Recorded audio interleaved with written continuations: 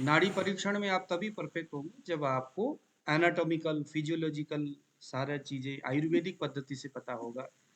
शरीर में कैसे कैसे चीजें बहते हुए कहाँ से शुरू होकर के किधर जाता है, प्राण वह स्रोतस, मूत्र वह स्रोतस, पुरुष वह स्रोतस, ये सारे इनके बारे में खूब नॉलेज होनी चाहिए। तब जाकर के नाड़ी में दिखे हुए धातु दोष, इनको एक दूसरे के साथ चेन जोड़ते हुए हम एक निश्चित ठिकाने तक पहुंच सकते हैं। चलिए जरा शुरू करते हैं। आप लोग जरा अपने कैमरे को खोलिए। डॉक्टर मीना जी, आपकी बहन आती नहीं है अभी। युवराज जी, गौतम जी। उनके घर में ना एक्चुअली बेटे के जेठ के बेटे का शगुन है आज। ओके। 1-2 दिन से चल रहा है और अभी मैंने फ़ोन भी किया था। दूसरे मैं भी बाहर हूँ इस करके एक्चुअली मेरे मुँह में एलर्जी हो गई है। मुंह में तो थोड़ा एलर्जी, फुट मुंह पक रहा है क्या? नहीं, नहीं। मैं अब क्या दिखाऊँ? एक्चुअली ना वो मैंने बालों में कुछ केराटिन क्रीम लगा ली थी, उसका रिएक्शन हो गया एकदम से 2-3 दिन से। ओके। तो मेडिसिन ले रही हूँ, रिकवरी है उसमें। इमीडिएटली जाना पड़ा मुझे। ओके, ठीक है। लेकिन अब मतलब कम से कम 50% बेटर हूँ, कल तो ओके, आँखें ठीक है। बंद हो गई। चलिए जरा अब नोट करिए जरा, जो जी, सीरियस है, सीरियसली जो हमारी इस क्लास को ले रहे हैं, हाँ, उनके लिए तो महत्वपूर्ण है। I think Devraj ji, Ajay ji, Yuvraj ji, Anil ji, doctor fan चालू। मीना जी, गौतम जी, सभी आप लोग सीरियसली इसको लेते हैं। और बाकी जो जैसे हमारे बाकी जो लोग हैं जो क्लास नहीं आ सके, तो उनके लिए नेक्स्ट सेशन तो है ही। नेक्स्ट सेशन में फिर आकर के कंटिन्यू उसमें कर सकते हैं, है ना।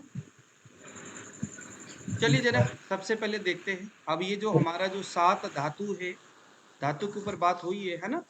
रस, रक्त, मांस, मेद, कम करो। मज्जा और शुक्र, ये हमारे 7 धातु है। ठीक है। अब हम ये देखेंगे, जो ये धातु है, ये धातु है क्या चीज? ये धातु जिन्हें हम आयुर्वेद में चयापचय शक्ति बोलते हैं। धातु का निर्माण कैसे होता है? जिन्हें हम चयापचय शक्ति बोलते हैं। मेटाबॉलिक कैपेसिटी, मेटाबॉलिक पावर, शरीर में एनर्जी, उस तरह का मेटाबॉलिक एनर्जी कहाँ से उत्पन्न होता है?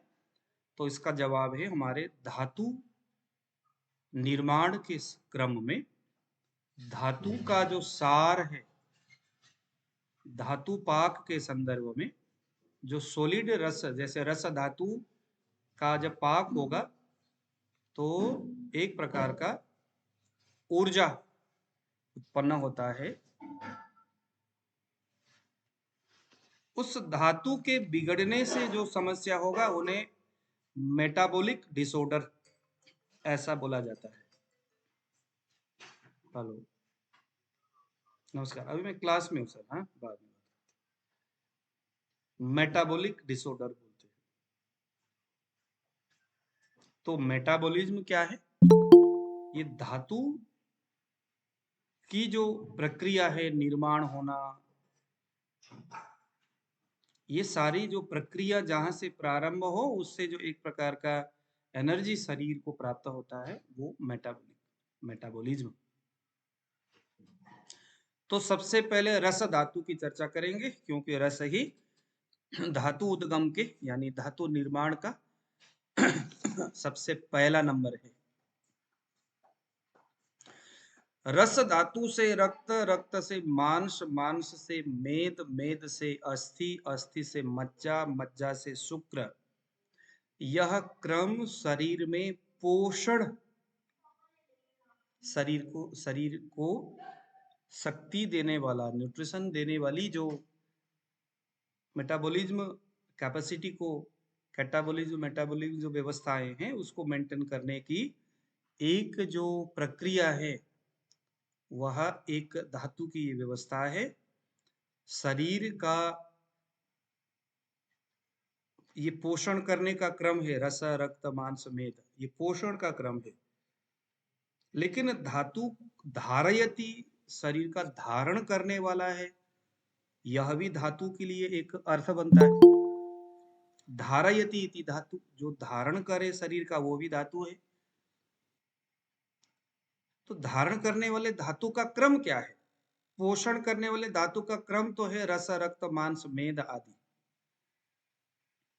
ये पोषण का क्रम है। धारण का क्रम को हम बोलते हैं धराकला। प्रथम धराकला, द्वितीय धराकला, तृतीय धराकला, चतुर्थ धराकला। ये जो धराकला है, मांस धराकला, रक्त धराकला, पुरुष धराकला, अस्थि धराकला, शुक्र धराकला, ये जो धराकला है, इसकी बड़ी विषय है। अभी नाड़ी में हम इसको नहीं छेड़ेंगे, लेकिन क्योंकि अभी धातु के बारे में बात कर रहे हैं, तो वो जो धरा कला है, ये क्या है? हमारे कलाओं को, सेल को, हमारे टिश्यूज को धरा, धारण करने वाला है। शरीर का आवर्त जो है, प्रथम फर्स्ट जो आवर्त है कौन है? मांस है। द्वितीय में कौन है? रक्त है। तो मांस के बाद रक्त। तो ये क्रमशः शरीर के अंदर अंदर धातु का परत दर परत उसका शरीर धारण करने के, शरीर को स्टेबल बनाने की व्यवस्था में होता है। ठीक है, वो एक अलग है, उसको हम आयुर्वेद वाला जो दूसरा क्लास है वहां पर हम उसको छेड़ेंगे और विस्तार से उसकी हम चर्चा करेंगे। तो आप नोट करिए जरा, रस धातु का उद्गम कहां से है? अगर कोई आपको पूछेगा भैया रस धातु की चर्चा तो ज्यादा करते हो, ये बताओ कि शरीर का वह कौन सा पार्ट है, पॉइंट है, जहां से रस धातु तैयार होकर के आगे बढ़ता है? तो उत्तर है हृदय। हृदय से निकलने वाली जो 10 धमनियां है, कुछ आचार्य 24 बोलते हैं, कुछ आचार्य 10 बोलते हैं। तो हृदय से निकलने वाली जो आर्टरीज है, जहां से हार्ट पंपिंग करता है और वहां से रस रक्त आदि फैल करके समूचे शरीर में पहुंच जाता है, उनमें से एक है ये हमारा रेडियल आर्टरीज। तो ऐसे बहुत सारे आर्टरीज है जो हृदय से उत्पन्न होकर के अलग अलग जगह में जाता है। तो वह हृदय ही रस धातु का उद्गम स्थान है। उद्गम स्थान का मतलब, जैसे गंगा का उद्गम स्थान कहाँ है? कहाँ है बताइए कोई? गंगोत्री। गंगोत्री। गंगोत्री गंगा का उद्गम स्थान है। अगर गंगोत्री में ही कोई दिक्कत आ जाए, गंगोत्री में ही कोई प्रॉब्लम हो जाए, वो पूरा टूट जाए, वो पहाड़ ही जैसे केदारनाथ में हो गया था वैसे ही हो जाए, तो गंगा का अस्तित्व तो फिर रह पाएगा? नहीं रह पाएगा, समाप्त हो जाएगा। समाप्त हो जाएगा, अस्तित्व से विहीन हो जाएगा। लेकिन इसमें ना एक दूसरी चीज है, अगर हरिद्वार में स्थित गंगा में ऐसा कुछ हो जाए तो गोमुख जहां से पानी बह रहा है उसको कुछ नहीं होने वाला। लेकिन हमारे शरीर में उद्गम स्थान से निकलने वाली, जैसे हृदय से रस धातु उत्पन्न होता है, रस धातु में अगर कोई खराबी है तो उसके परिणाम से हृदय भी कमजोर होगा, धमनियां कमजोर होंगे, और हृदय में अगर कोई ऐसी बातें होगी तो समूचा रस धातु भी बिगड़ेगा। एक दूसरे के साथ क्या है? इनका रिलेशन है। अब हमें ये देखना है कि हृदय क्या है, हार्ट में बाकी और क्या क्या चीजें हैं, क्योंकि उनका रिलेशन भी हृदय के साथ। जैसे अगर मैं कहूंगा उत्तर प्रदेश का एक कौन सा स्टेट जहां पर अमिताभ बच्चन का जन्म हुआ है? इलाहाबाद, उत्तर प्रदेश। तो इलाहाबाद कहते ही अमिताभ बच्चन, अमिताभ बच्चन कहाँ हुआ? इलाहाबाद हुआ। ये चाहे कुछ भी हो, अमिताभ बच्चन इलाहाबाद में अभी नहीं जाते होंगे, बट एक रिलेशन कहीं ना कहीं है। जैसे हमें फोन में, हाँ जी सर, मैं धोनी जहाँ है ना उसका घर, बस उसी स्टेट में हम रहते हैं। तो वो रांची नहीं कहता, वो ये कहता हाँ वो धोनी वाला स्टेट, जहाँ धोनी, आपको पता है धोनी। तो कहने का मतलब है कि अगर रस धातु का उद्गम स्थान हृदय है, तो हृदय से संबंध, हृदय में क्या क्या है? अवलंबक कफ, प्राणवायु,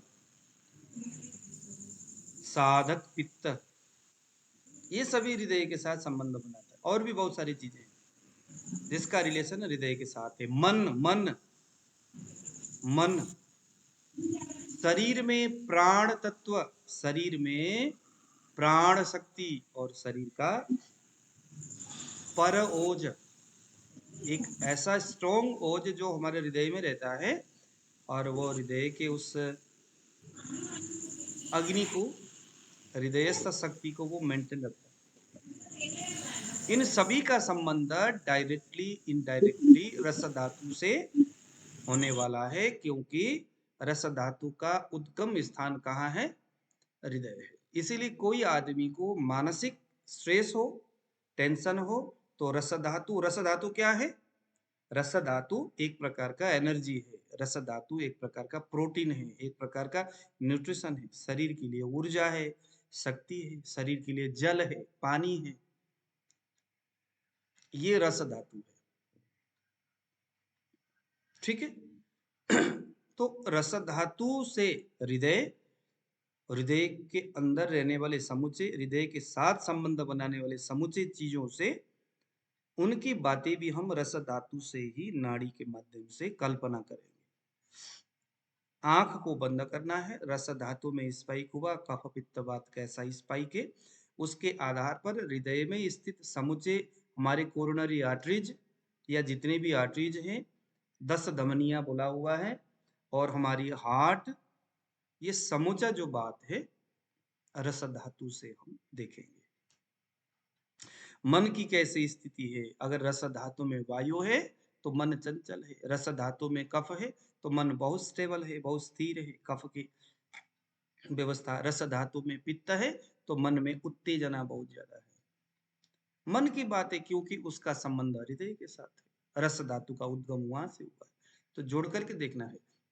नाड़ी परीक्षण एक बुद्धिमानी व्यक्ति का एक विषय है। इसका मतलब ये भी नहीं कि रस धातु में वायु दिखे तो चंचल ही कहना, ऐसा नहीं है। बहुत सारी चीजें पहले से हमें देखना है। मेरा मानना ऐसा है कि पेशेंट जब सामने आता है, गुरु जी प्रणाम। नाड़ी परीक्षण करके हम उस व्यक्ति के समूचे शरीर की व्यवस्था, रामपाल जी ऑडियो म्यूट रखिए, समूचे शरीर की व्यवस्था को हमने देखना। हमें उसको कोई चमत्कार, अरे आपके तो गॉल ब्लैडर में ऐसा, ये सब बोलने की जरूरत कुछ नहीं है। उसको पहले दर्शन, उसको देखो, फिर प्रश्न, उसको बहुत सारी बातें पूछो, क्या क्या है, पूर्व रूप देखो, बहुत सारी चीजें। उसके बाद आपने एक व्यवस्था बनाई प्रश्न के माध्यम से, दर्शन के माध्यम से, बहुत सारी चीजें, आंख को देखो, जीभ देखो, उसके बहुत सारे हिस्ट्री को लो, पहले पूरा ले लो उसका। तब तक आपके सामने वो पेशेंट काफी देर तक बोलते बोलते, तब तक उसके नाड़ी में उंगली भी रखती रहो, उसको नरम बनाओ, जितना नरम बनेगा नाड़ी उतना अच्छा है। फिर बाद में आपने उसके प्रकृति, दोष, सब दोष, धातु, ये धातु का बड़ा महत्व है हमारे शरीर में, है ना। तो हृदय रस धमनी, अब आपको रस धातु में स्पाइक दिख रहा है, तो दिखते वक्त आपको कुछ कुछ शब्द बोलना है। तो नोट करिए, पहले नंबर में बोलना है रस धातु में स्पाइक है कफ जैसा। तो रस धातु ज्यादातर बिगड़ता क्यों है?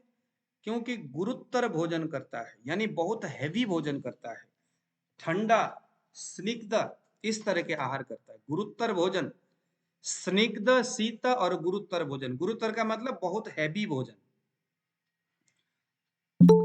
बहुत भारी चीजें खाता है। जैसे काली दाल, काला जो दाल है जिसमें प्रोटीन ज्यादा है, तो जिसमें कार्बोहाइड्रेट ज्यादा है, ऐसी चीजें वो ज्यादा खाता है, अधिक मात्रा में खाता है। शीत ठंडी चीजें ज्यादा लेता है। स्निग्ध कुछ चिकना चीजें ज्यादा लेता है, अधिक मात्रा में लेता रहता है। अधिक मात्रा में भोजन करता है, अमाउंट ज्यादा है। और अति चिंतन करता है। चिंतन मतलब समझते हैं? चिंतन मतलब अगर रस धातु में वायु है तो अति चिंतन करता है, चिंता ज्यादा करता है, सोचता ज्यादा है। रस धातु में कफ है तो अब किन किन चीजों से कफ बढ़ सकता है? दिन भर सोता है। रस धातु में स्पाइक होता है तो बोलना क्या क्या है, क्या क्या हो सकता है? तो भोजन में अश्रद्धा।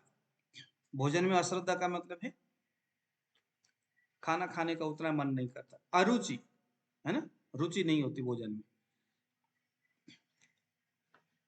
अरसंज्ञता, इसका मतलब होता है रस का पता नहीं चलता, स्वाद का गुरुजी सातवें स्तर पे हाँ, सातवें सातवें। सातवें जहां से रस देख रहे हैं वहां पर उसको पूछना क्या है और उससे होता क्या है। रस धातु कफ वर्गीय है तो रल्लासा, वोमिटिंग टेंडेंसी हो सकती है, शरीर में हैवीनेस हो सकता है, बार बार उबासी आती होगी, अंग मर्द शरीर थका थका सा लगता होगा, कभी कभी बुखार भी आ सकता होगा।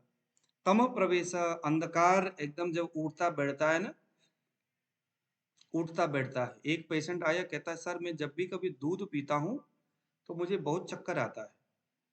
तो हम क्या समझते हैं कि अरे भैया दूध पिएंगे तो शरीर में क्या होगा, ताकत बढ़ेगा, यही समझते थे। लेकिन रस धातु में अगर कफ की व्यवस्था हो, कफ से रस धातु पीड़ित हो, शरीर में कफ बढ़ा हुआ हो, तो क्या होगा, अंग साध होगा, तम प्रवेश। इसका मतलब है ऐसा लगता है कि मतलब चक्कर आना, जैसे आंख के सामने अंधेरा सा छा जाना, बेहोश हो जाना, अंधेरा छा जाना, उठते बैठते चक्कर आ जाना, उठते बैठते चक्कर आना। क्लैब्य सेक्सुअल प्रॉब्लम, अंग साथ शरीर में थका थका सा महसूस होना। कृशांगता, शरीर दुर्बल होना। अग्निमांद्य, इंडाइजेशन, डिस्पेप्सिया जैसी स्थिति होना। बालों में सफेदी, बाल जो है सफेद हो रहा हो, ये सभी रस धातु की बातें हैं। अब इन बातों को आप अपनी बुद्धि से कैसे वहां सेट करेंगे, ये आपकी बात है। पहले देखोगे नाड़ी का बल कैसा है, तो वहां से पित्त की बल पता चलेगा। स्वस्थ नाड़ी है, अस्वस्थ नाड़ी है, गति कैसा है, चाल क्या है, वो तो पहले हम सीख चुके। अब रस धातु से सारी चीजें। रस धातु में कफ है, ऐसा करके पीछे की ओर मुड़ता है, वो धीरे से मुड़ता है। मैंने क्या बोला अभी, जैसे आपका रिंग फिंगर है, रिंग फिंगर के रक्त धातु रस धातु है ना, रस धातु है, और रस धातु में ऐसा करके इधर उछाल मार रहा है, ऐसा करके ऊपर उठ करके इधर की ओर लग रहा है, आपकी उंगली में टूं, ऐसा ऐसा मार रहा है, और बहुत धीमे मारता है, बहुत ज्यादा धीमे। तो समझ लो जितना वो धीमा होगा, जितना कमजोर स्पाइक, मंद स्पाइक, बहुत वाव ऐसा कमजोर, उतना ज्यादा कफ पड़ा है। और जितना जल्दी टुक टुक टुक टुक लगेगा उतना ज्यादा वायु है, जितना उछाल मारेगा उतना पित्त है। जल्दी जल्दी जल्दी जल्दी मारता है वायु, बहुत धीरे मारता है कफ, जोर से मारता है पित्त।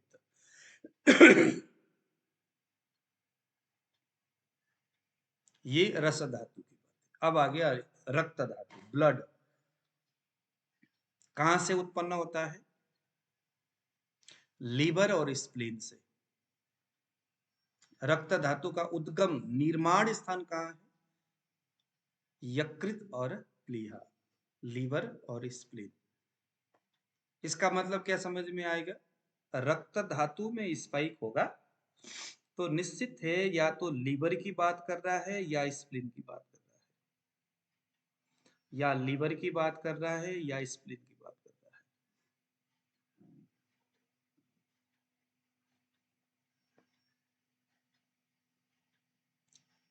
लीवर का जो कर्म है द्वितीय अवस्था पाक से है ना, अम्ल रस लीवर से उत्पन्न होने वाले रस है। तो भोजन करने के बाद द्वितीय अवस्था पाक, वो जो भोजन जो डाइजेस्ट होता है पहले स्टमक में होता है फिर लीवर में होता है, तो दूसरे अवस्था में जो अम्ल रस की बातें यहाँ हो रही है।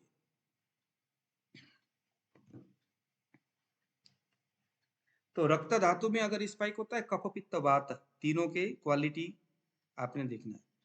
अगर कफ होगा तो उछाल कम है, गति कम है, काउंट करोगे तो बहुत धीमे धीमे जा रहा है, लो काउंट है, तब हम कहेंगे कफ में, रक्त में कफ है। रिंग फिंगर में स्पाइक लगेगा डिस्टल कर्वेचर पर, तो कफ लगा। आप देखो ऐसा मारेगा, पीछे की ओर जाएगा वो, और बहुत धीरे जा रहा है, उसकी गति बहुत मंद है, सुस्त है। समझ लो कि ब्लड के अंदर थिकनेस ज्यादा है, मोटापा ज्यादा है, डायबिटीज हो सकता है, डायबिटीज हो सकता है। कहाँ कहाँ ब्लड गाढ़ा हो गया, ब्लड गाढ़ा होने से क्या क्या हो सकता है। अब इसमें सवाल क्या करना है, सवाल करना है विदाही अन्न सेवन, किन किन चीजों से रक्त बिगड़ता है। पहले बात तो हमने देखा यकृत, लीवर और स्प्लीन रक्त का उद्गम स्थान है। तो रक्त में स्पाइक होते ही लीवर या स्प्लीन की बातें ये तय हो गया। पूछना क्या है, लीवर स्प्लीन और रक्त बिगड़ते किन चीजों से है, तो विदाही अन्न सेवन से। जो स्पाइसी चीजें हैं उसका अति मात्रा में सेवन करना, अत्यंत स्निग्ध यानी चिकना, गर्म, बहुत तीखा जैसे समोसा है, बर्गर है, ये सभी रक्त को दुष्ट करता है। अति स्निग्ध, अति उष्ण, अति तीक्ष्ण, इस तरह के भोजन करता है। यह अल्प मात्रा में भोजन करता है, यह भी रक्त को बिगाड़ता है। धूप में ज्यादा चलता है, आतप सेवन, या रक्त दुष्ट होने के लिए चरक ने क्या बोला है सूत्र स्थान में, पेशेंट का आहार की व्यवस्था अगर गड़बड़ हो जाए तो रक्त धातु बिगड़ता है, और बिहार की व्यवस्था गड़बड़ हो जाए तो रस धातु बिगड़ता है। इसको नोट करो दिमाग में, बिहार की व्यवस्था, बिहार का मतलब क्या है, उत्तर प्रदेश के बाद आने वाला बिहार, सोना। नहीं नहीं, बिहार का मतलब, बिहार का मतलब है सुबह से लेके रात तक हम जो कुछ भी करते हैं, जो भी हमारे एक्सरसाइज है, जो भी हमारा एक्टिविटीज है, वो सभी बिहार है। चलना फिरना, घूमना, बोलना, उठना बैठना, सोना, हंसना, खेलना, ये सभी बिहार में आता है। और आहार में क्या आता है, जो कुछ भी हम खाते हैं या नहीं खाते हैं, वो सभी आहार में। तो रस धातु बिगड़ता है बिहार के गलती से। हम जो गलती करते बिहार में, कब उठना है, कब सोना है, कब व्यायाम करना है, कितना व्यायाम करना है, किस ऋतु में व्यायाम करना, किस में नहीं करना, किस ऋतु में कितना व्यायाम करना, हमारे अग्नि बल कितना है, उसके हिसाब से व्यायाम कितना करना, कितना भोजन करना, ये हमें पता ही नहीं चलता। तो न पता चलने की वजह से ये बिहार की गलती, तो उससे रस धातु प्रभावित होता है, यानी हृदय और दस धमनियां जहाँ का उद्गम स्थान है, और रस धातु प्रभावित होता है। लेकिन हमारे खाने की गलतियों से, खाना तो है मगर आता नहीं है, कैसे खाना है, कितना खाना है, किस तरह से खाना है, कब खाना है। आजकल तो बहुत सारे उल्टे पुल्टे पुट्ठे ही चीजें सिखाया जाता है, कोई नेचुरोपैथी के नाम पे पता नहीं कैसे कैसे पैथी आ गया, आयुर्वेद का तो अब ही नहीं उसमें।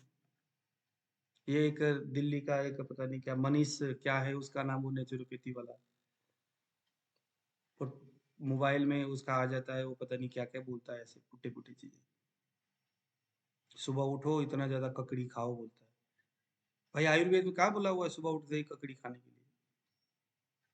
कोई भी नियम, कोई भी नियम, आहार और विहार का कोई भी जो रूल है वो निश्चित नहीं है।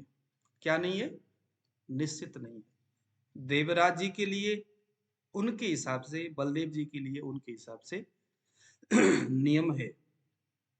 देवराज जी का अग्नि बल अलग है, शरीर बल अलग है, शरीर का दोष अलग है, सब दोष अलग है, धातु अलग है, प्रकृति उनका अलग है। उनका सात्म्य जो चीजें पसंद है नापसंद वो अलग है। बलदेव जी को दारू पसंद नहीं है। हमारे जो है पसंद तो किसी को नहीं होगा, जिसको पसंद है तो, है ना। अब जिसको हम कहेंगे तो डॉक्टर विश्वरूप राय चौधरी, हाँ विश्वरूप राय चौधरी, ये लोग ना, विश्वरूप राय चौधरी, अब ये लोग देखो, बड़ी दुख लगता है मुझे। अब ये जो मिलेट्स है आजकल, ये बहुत लगे हुए हैं मिलेट्स बेचने के लिए। ये लोग कहते हैं बोरी बोरी मिलेट्स इनके बिकता है। तो मिलेट्स कहते हैं कि ये मिलेट्स खाओ, डायबिटीज में ठीक हो जाएगा, वो हो जाएगा, वो हो जाएगा। लेकिन मिलेट्स क्या है, आयुर्वेद क्या बोलता है मिलेट्स के बारे में? खाम ही खाम। और आयुर्वेद बोलते हैं कि आयुर्वेद में लिखा हुआ है मिलेट्स ऐसा। मिलेट्स को क्या बोलता है आयुर्वेद ने? अविनाश जी बताइए, हम क्या पढ़ते आए मिलेट्स के बारे में? क्षुद्र धान्य क्या बोला है मिलेट्स के बारे में अविनाश जी?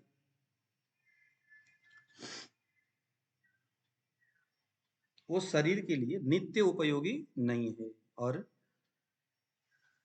रोज नहीं खाने वाला है।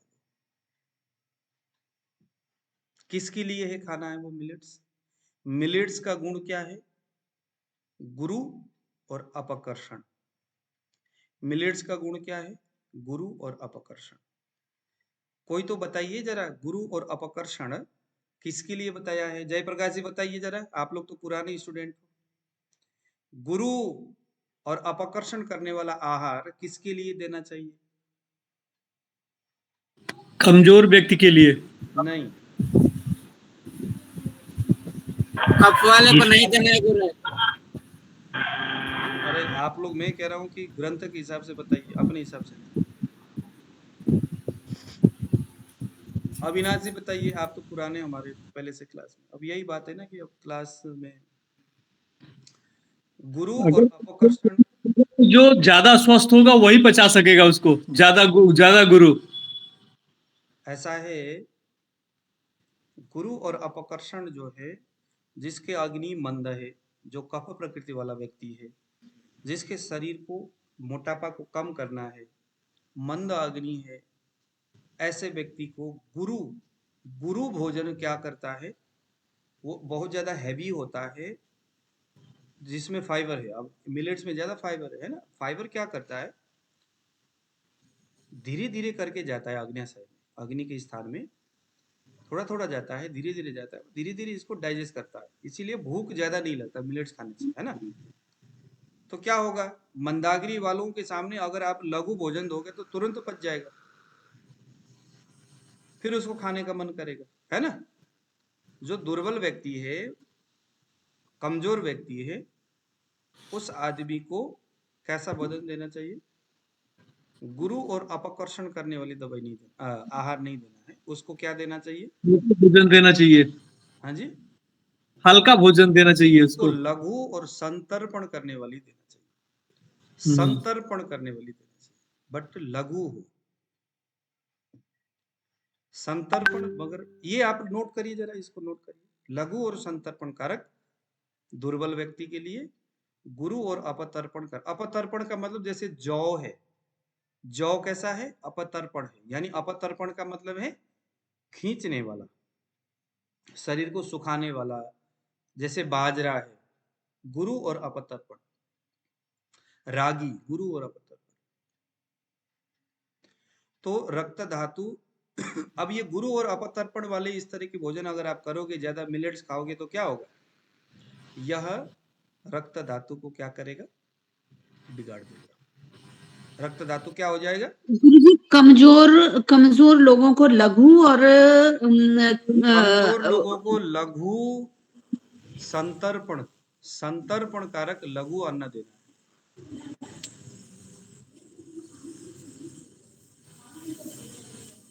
और इसका कारण तो क्या? कमजोर कमजोर गुरुजी दुबला पतला होता है, कई बार मोटा भी तो कमजोर हो सकता है ना। दुर्बल व्यक्ति है उसके लिए, जो दुर्बल व्यक्ति है वात प्रकृति शरीर वाला, से पतला, हाँ शरीर से शरीर दूर, से देखने वात में दुर्बल। प्रकृति वाला दुर्बल व्यक्ति को लघु और अपतर्पण, और मोटा आदमी है तो उसको गुरु और लघु और संतर्पण, दुर्बल व्यक्ति को जो वात प्रकृति वाला है, जिसको मोटा बनाना है, जिसको मोटा करना है, उसको गुरु नहीं देना है, लघु देना है।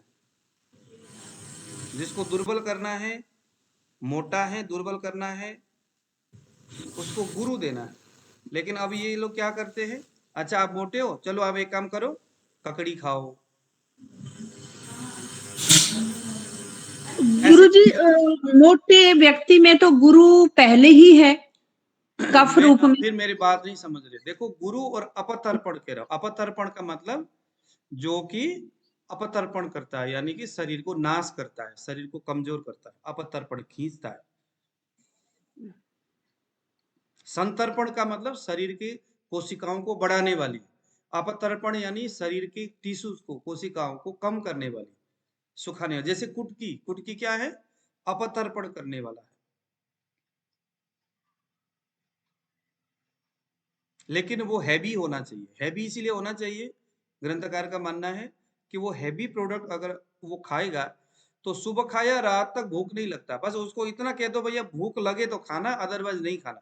आयुर्वेद का एक ही सिद्धांत है ना कि भाई भूख लगे तो खाओ। लोग कहते हैं कि सर आप ना कुछ भोजन का चार्ट बनाओ। अब भाई क्या चार्ट बनाना यार, भूख लगे तो खा, सीधी सी बात है।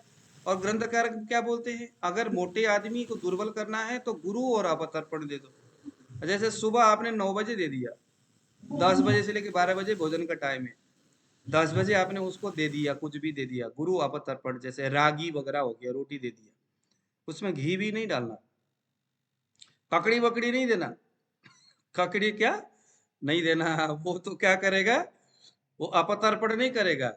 ये विश्वरूप राय चौधरी जो है ना, ये बगैर आयुर्वेदिक सिद्धांत के बोलते हैं ये लोग, इसीलिए बस ये एडवर्टाइजमेंट उनका है। अब मैं जो बोल रहा हूँ, आप कहो तो सूत्र स्थान में बता दूं अभी वहां से निकाल करके। आयुर्वेदिक चरक संहिता सूत्र स्थान आहार उपक्रम है, वो उसमें आप देख लो जरा। विमान स्थान में भी अभी हम बाद में अभी चर्चा करेंगे, ये च्यवन प्राश खत्म होने के बाद हम उसी के ऊपर जाएंगे। विमान स्थान में भी ये आहार के बारे में बड़ा अच्छा बताया हुआ है। तो अपतर्पण ये विमान स्थान में भी लिखा हुआ है, दूसरे या तीसरे अध्याय में। तो क्या होगा, 10 बजे अगर खाएगा तो गुरु हैवी होने की वजह से डाइजेशन नहीं होगा, भूख नहीं लगेगी उसको। जब भूख नहीं लगी तो आपने बताया भाई भूख ना लगे तो नहीं खाना, तो दिन भर कुछ नहीं खाएगा अगला, जो सुबह खाया वही ठीक है। अगर मंदाग्नि है तो रात को भूख नहीं लगी तो नहीं खाना। आयुर्वेद का सीधा ही फंडा है। आयुर्वेद का ही कोई नहीं होता भाई कितने बजे तक, हाँ जी हाँ, आयुर्वेद बोलता है 10 से लेकर 12 बजे, ये कोई फिक्स नहीं होता। स्वस्थ व्यक्ति के लिए नियम होता है, वो भी नियम भी कोई फिक्स नहीं होता है आयुर्वेद में। देश काल ऋतु अग्नि वय व्यवस्था बल, बहुत सारी चीजें डिपेंड करता है नियम तय होने में। तो चलिए जरा, रक्त धातु विकृत कैसे होता है, ऐसे ही होता है।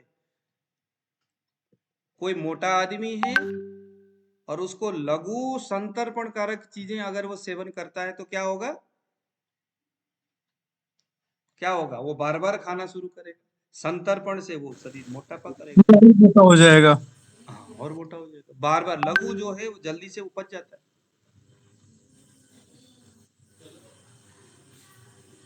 ये क्या है ये, बोल दीजिए क्या भेजा, क्या चीज है ये। चलो ठीक है, उसको देखेंगे। तो उससे क्या होगा, रक्त धातु बिगड़ेगा, ठीक है। बहुत स्निग्ध चिकना पदार्थ, उष्ण तीक्ष्ण, ये सारी चीज आहार की अव्यवस्था की वजह से रक्त बिगड़ता है। रक्त बिगड़ने का मतलब यकृत, यानी रक्त धातु में स्पाइक हो रहा है। दिमाग कहाँ जाना चाहिए, लीवर और स्प्लीन। क्या क्या रोग हो सकता है रक्त बिगड़ने से, कुष्ठ हो सकता है, विसर्प हो सकता है, पीड़ का, शरीर में कहीं कहीं फोड़े फुंसी हो सकता है, मुंह में घाव हो सकता है, स्किन में फोड़े फुंसी हो सकता है। रक्त पित्त हो सकता है, ब्लीडिंग डिसऑर्डर वगैरह। गुद पाक, गुदे में मल द्वार जो है पक जाता है। मुख पाक, मुंह पक जाता है। प्लीहा रोग, स्प्लीनोमेगाली हो सकता है। गुल्म हो सकता है, जगह जगह गांठ वगैरह जैसे स्त्रियों में, ये सारी चीजें। विद्रदी हो सकता है, फोड़े फुंसी वगैरह होना। कामला, लीवर से रिलेटेड ही हो गया कामला, है ना, जंडिस वगैरह। व्यंग, फेस में ब्लैकनेस डार्कनेस हो गया। तिल कालक जो होता है ना, काला काला सा जो दाग वगैरह जो होता है वो हो सकता है। हाथ में खुजली होना, स्किन में स्किन डिजीज होना, सफेद जो है लिकोडर्मा होना, पामा होना, ये भी स्किन डिजीज है। स्किन डिजीज हो गया। बुखार होना, शरीर में जलन होना, पांडुता, शरीर में खून की कमी होना, है ना, और रक्त, आंखें एकदम लाल लाल हो जाना, ये सभी किसका कर्म है? रक्त की दूषित के वजह से होने वाली कर्म है। तीसरे नंबर में आ गया मांस धातु। अब मांस धातु का रिलेशन हमने क्या क्या माना? स्नायु, त्वक यानी हमारी त्वचा। लिखिए जरा, मांस धातु का रिलेशन स्नायु से है और त्वक यानी स्किन से है। मांस धातु में स्पाइक है, इसका मतलब उसके स्किन से संबंधित कुछ बातें हो सकती हैं, क्योंकि उसका उद्गम स्थान हमारे स्किन से है। क्या क्या हो सकता है? बवासीर हो सकता है, कहाँ आ गया? स्किन में। पॉलिप्स हो सकता है, स्किन डिजीज हो सकता है, इचिंग वगैरह हो सकता है। उसके स्नायु से मांस धातु का रिलेशन है, तो ऐसे ही उसके रिलेशन कहाँ कहाँ उसका प्रभाव है, वो शरीर में कहाँ कहाँ वो जा रहा है, उन उन जगहों में भी उस धातु के प्रभाव से विकृति होगी। तो अंदाज लगाना है। स्नायु, सिरा, कंडरा, ये सारे मांस धातु के ही आधार पर ये बने हुए हैं। तो स्नायु, सिरा, कंडरा, शरीर में स्टिफनेस होना, जगह जगह में स्नायु से रिलेटेड प्रॉब्लम होना, नर्वस सिस्टम से संबंधित समस्या होना, नस नाड़ियों से संबंधित बातें, फ्रोजन शोल्डर होना, ये सारी चीजें मांस धातु की बातें। स्किन से रिलेटेड बातें भी, त्वचा से संबंधित बातें भी मांस धातु। और एक रक्त वह धमनियां, रक्त वह जहां से ब्लड बहता है ना, उस जगह से भी मांस धातु उत्पन्न होता है। तो जहां जहां खून बहता है वह भी मांस धातु में अगर स्पाइक होता है तो समझ लो समूचे शरीर में कहीं फोड़े फुंसी हो सकता है। समूचे शरीर में कहीं कहीं पर भी ये क्या बोलते हैं आपको, गांठ जैसे, बवासीर जैसे, चर्म कीलक, गोखरू, ये सारी चीजें हो सकता है। स्नायु, गुरुजी ये पित्त के स्पाइक से होगा ना? पित्त के स्पाइक से उसमें पकेगा, मतलब वो जैसे कि अगर बवासीर है तो बहुत ज्यादा ब्लीडिंग, खून ज्यादा निकलेगा, है ना, खूनी बवासीर जैसे होगा। अगर वायु से है तो स्नायु में कमजोरी आएगा। अगर कफ है तो स्नायु में स्टिफनेस आएगा। अपने अपने दोष अपने अपने गुणों से उस जगह में प्रभावित करेंगे। आपको सुपरफिशियली कफ दिख रहा है, शरीर भी कफ से रिलेटेड कुछ दिख रहा है, मांस धातु में भी कफ दिख रहा है, तो क्या कहेंगे? स्टिफनेस है, हाथ पैर उड़ता नहीं है प्रॉपर तरीके से। ये सारी चीजें हमें कहना होगा। रक्त वह धमनियां जो आर्टरीज है वो वहां पर भी ब्लड में ठीक हो रहा है, ब्लड पूरी तरह से जमा हुआ है। मांस धातु का उपधातु हमने क्या माना था? देखना जरा डायरी, मांस धातु का उपधातु क्या है?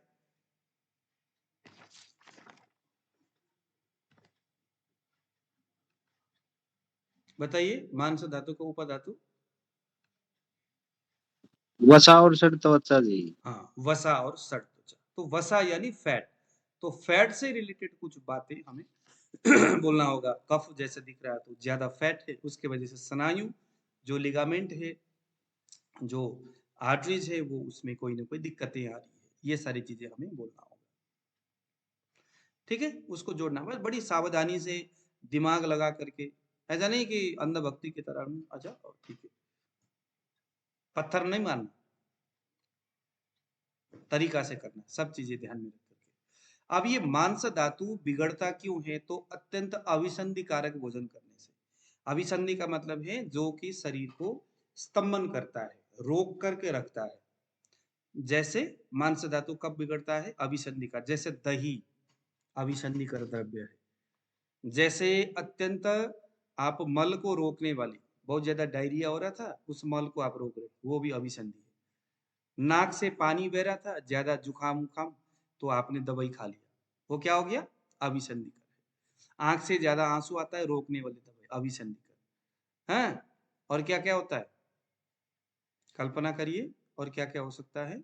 जैसे पुरुषों में शीघ्र पतन, हाँ शीघ्र पतन होता है, दवाई खा लिया जी, पूरा रोकेगा, तो क्या है ये? अभिसंधि कर, रोकने स्थिर उसको करने वाला। तो ये सभी के सभी चीजें फाइनली बाद में जाके मांस धातु को, यानी स्नायु, त्वचा और रक्तवाह धमनियों को प्रभावित करेगा। स्थूल और गुरु आहार करने से, स्थूल और गुरु जैसे भैंस के मांस, सुअर के मांस, जैसे अश्वगंधा, ये खाने वाले जो हैं, ये क्या है? बाद में मांस धातु को प्रभावित करेगा।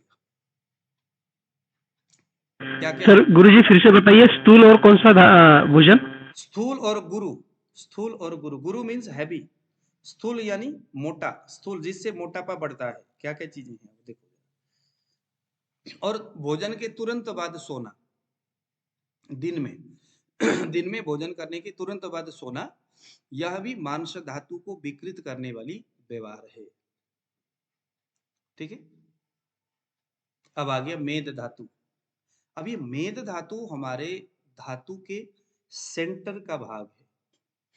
हमारे रस रक्त मांस के बाद मेद आता है, और उसी मेद के बाद अस्थि मज्जा और शुक्र, एकदम बीच वाला धातु है। यह धातु अगर बिगड़ गया, समझ लो पूरा सत्यानाश हो गया, ओज ही खत्म हो गई, सब कुछ खत्म हुआ।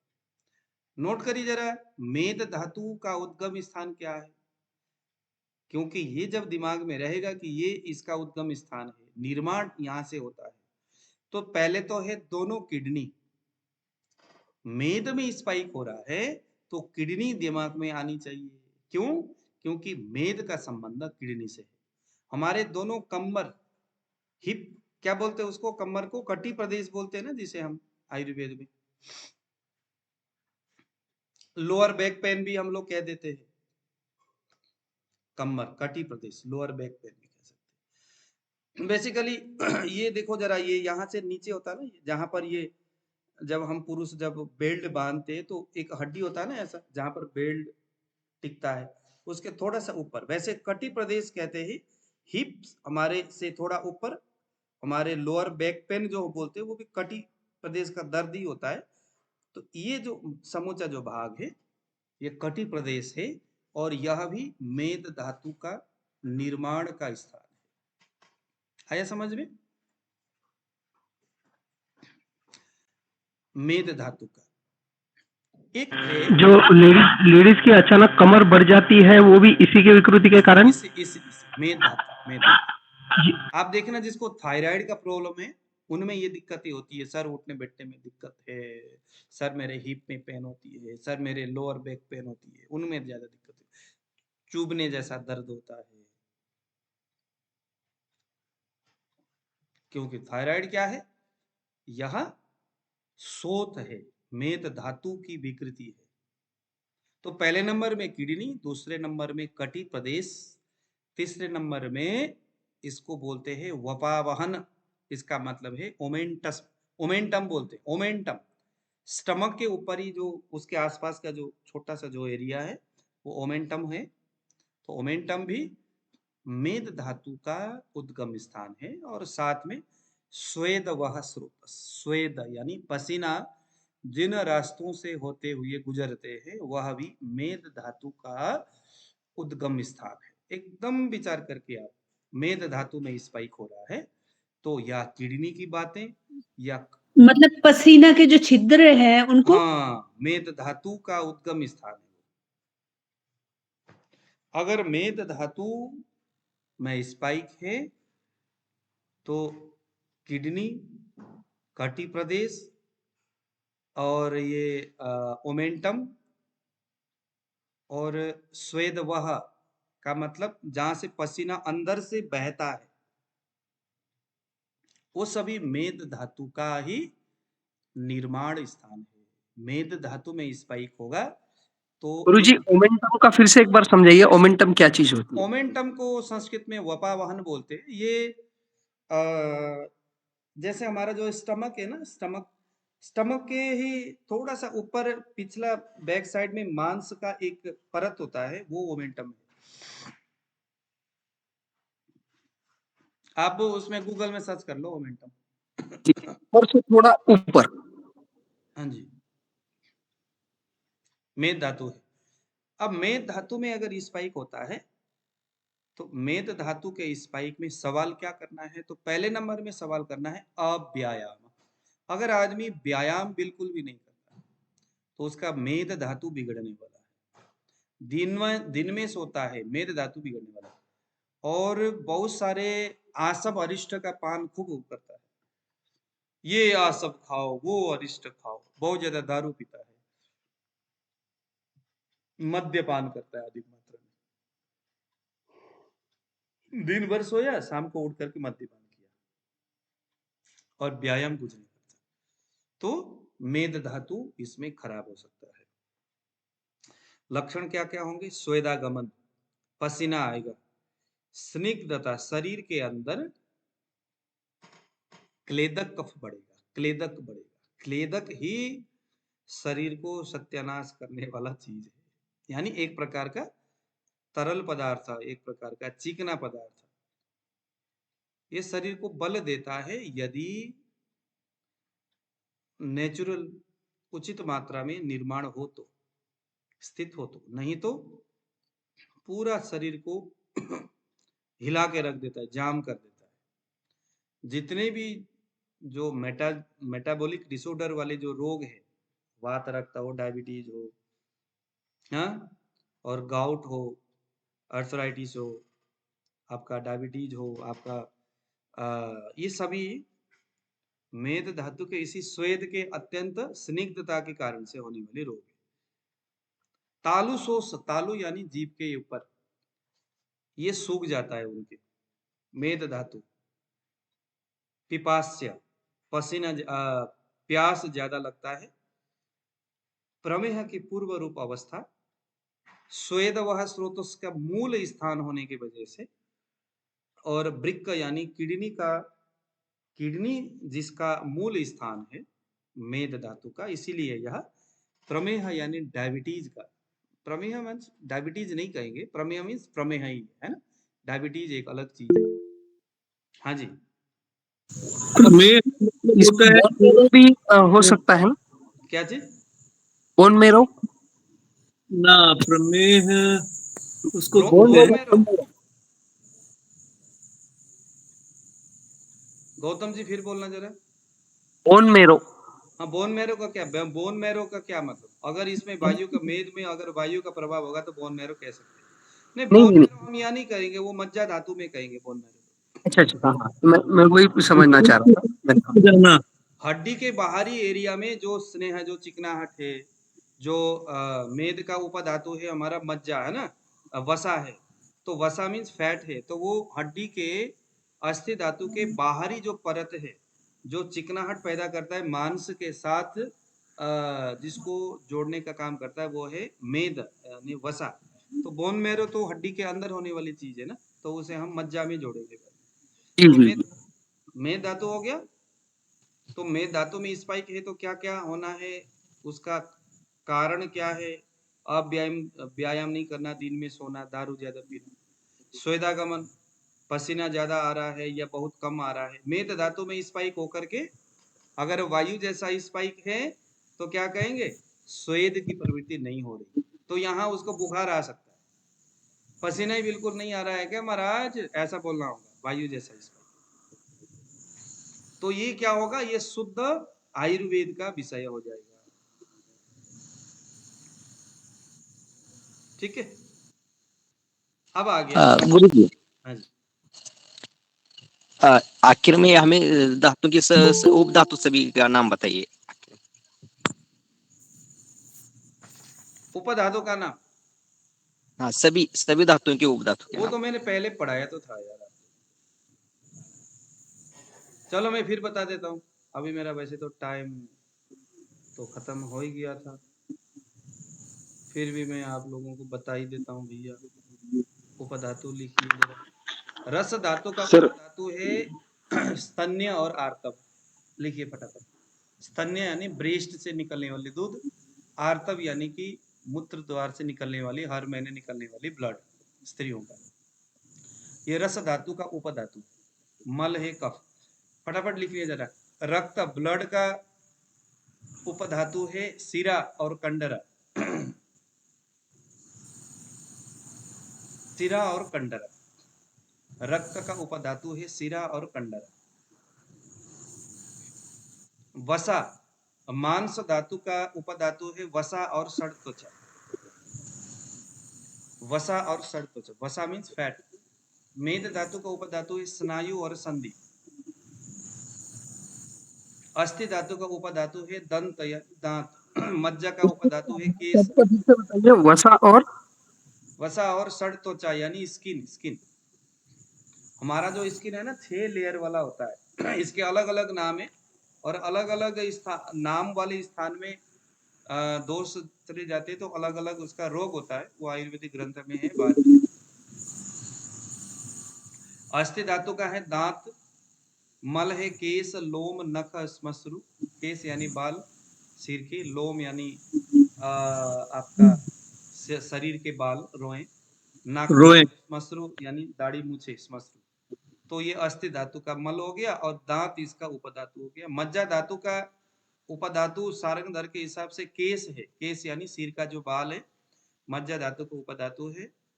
इसीलिए जब आदमी स्ट्रेस में रहता है तो मज्जा धातु उसका सेरेब्रोस्पाइनल फ्लूइड पूरा सूख जाता है और परिणामतः क्या होता है, जो बोन मैरो है पूरा सूख जाता है, कमजोर हो जाता है, तो उसके सिर के बाल जो है हेयर फॉल होना शुरू होता है। लेकिन ग्रंथ में हमारा जो रस है, रस धातु है, उसका भी संबंध केस के साथ होता है यानी बाल के साथ होता है ना। तो रस धातु भी पांडु आदि रोगों में भी हेयर फॉल बताया गया है ना, कृमि जैसे रोग जो इसका संबंध रस धातु से। तो इसका मल है मज्जा धातु का त्वक यानी स्किन का बाहरी परत, स्नेह यानी शरीर का चिकनाहट, चिकना पदार्थ, और नेत्र का मल आंख से निकलने वाला मल। शुक्र का कोई उपधातु नहीं है। कुछ लोग ओज को उपधातु शुक्र का ओज मानते हैं। गुरुजी मज्जा धातु का फिर से बताइए, नहीं पा रहा। मज्जा धातु का उपधातु है केस, सिर के बाल। कुछ लोग बाल मानते, कुछ लोग नहीं मानते, लेकिन सारंगधर ने बाल माना है। चरक जो है ना अस्थि धातु, मेद धातु के बाद कोई उपधातु चरक ने नहीं माना है, लेकिन सारंगधर केस मज्जा धातु का और ओज शुक्र का मानते हैं।